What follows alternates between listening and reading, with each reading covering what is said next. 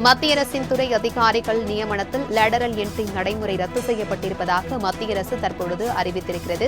இதுகுறித்தான கூடுதல் விவரங்களுடன் இணைகிறார் எமது சிறப்பு செய்தியாளர் ஜீவபாரதி. வணக்கம் ஜீவபாரதி.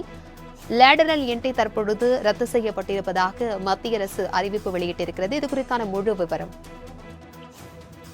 மத்திய அரசின் பல்வேறு துறைகளில் இணைச் செயலாளர் முதல் துணை செயலாளர்கள் வரையிலான 45 பணியிடங்களுக்கு மத்திய பணியாளர் தேர்வாணையம் நேரடி தேர்வு முறையில் நிரப்புவதற்கான விளம்பரத்தை சில நாட்களுக்கு முன்பு வெளியிட்டிருந்தது. இதற்கு கடுமையான எதிர்ப்பு கிளம்பியிருந்துச்சு. ஏன்னா யூபிஎஸ்சி மத்திய பணியாளர் தேர்வாணையம் தான் தொடர்ச்சியாக இந்த ஐஏஎஸ் அதிகாரிகளை தேர்வு செய்து ஒவ்வொரு பிரிவுகளா அவர்களுக்கு பணிகளை வழங்கி அதன் பிறகு மத்திய அரசினுடைய செயலாளர்கள் பொறுப்புக்கு நியமிப்பாங்க. இதுல ஒரு மிகப்பெரிய மாற்றத்தை கொண்டு வரணும்.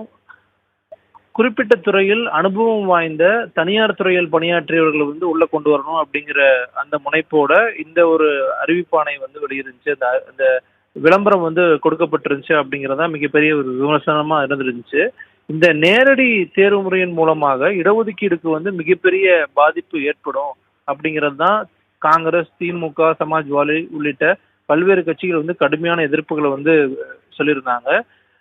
நேற்றைய தினம் மல்லிகார்ஜுன கார்கே அவர்கள், அதே போல் ராகுல் காந்தி, திமுக இருக்கக்கூடிய மூத்த வழக்கறிஞர் வில்சன், அதே போல சமாஜ்வாதி கட்சியினுடைய தலைவராக இருக்கக்கூடிய அகிலேஷ் யாதவ் உள்ளிட்ட கட்சி தலைவர்கள் தொடர்ச்சியாக தொடர்பான அறிக்கையை வெளியிட்டிருந்தாங்க. இன்றைய தினம் திமுக தலைவர், தமிழ்நாட்டினுடைய முதலமைச்சர் மு.க.ஸ்டாலின் இந்த நேரடி பணி நியமனம் தொடர்பான தன்னுடைய எதிர்ப்பை பதிவு செஞ்சிருந்தாரு. இந்த நிலையில தான் மத்திய அமைச்சர் யூபிஎஸ்சிக்கு இந்த விளம்பரம் அது மட்டும் இல்லாம இந்த நடைமுறையை நீங்க ரத்து பண்ணுங்க அப்படின்ட்டு ஒரு மிக முக்கியமான 2 பக்க கடிதத்தை அனுப்பியிருக்காங்க.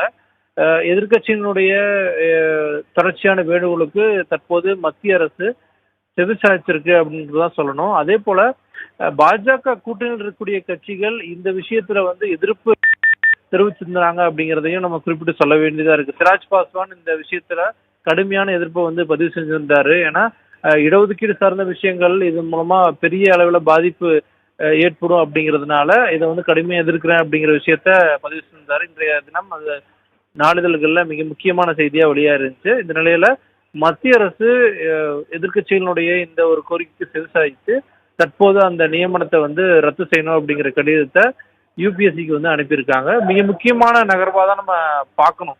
ஏன்னா எதிர்கட்சிகள் தாண்டி கூட்டணி கட்சிகளுடைய அவர்கள் எதிர்க்கிறாங்க அப்படிங்கிற அந்த விஷயத்துக்கு தற்போது மத்திய அரசு செவிசாய்ச்சிருக்கு.